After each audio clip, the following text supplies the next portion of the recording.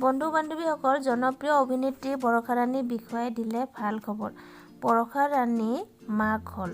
হয় বন্ধু বান্ধৱীসকল, বৰষা ৰাণীৰ বিষয়ে দিলে কন্যা সন্তান জন্ম।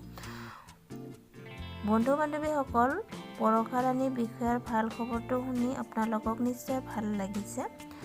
বৰষা ৰাণীৰ এই ভাল খবৰটো যদি আপোনালোকক ভাল লাগে তেনেহ'লে এটা লাইক কৰি দিব। আৰু নৱবৰ্ষৰ প্ৰাক মুহূৰ্তত বৰষা ৰাণীৰ বিষয়াৰ জীৱনলৈ আহিল নতুন আলহীৰ আগমন। বৰষা ৰাণীৰ কোলাত শুৱনি কৰিলে এগৰাকী কন্যা সন্তানে। কন্যা সন্তানৰ মাতৃ হ'ল জনপ্ৰিয় অভিনেত্ৰী বৰষা ৰাণীৰ বিষয়া। কন্যাক শুভেচ্ছা জনাইছে সকলোৱে। গুৱাহাটীৰ এখন ব্যক্তিগত চিকিৎসালয়ত ভৰ্তি হৈ আছে বৰষা ৰাণীৰ বিষয়া।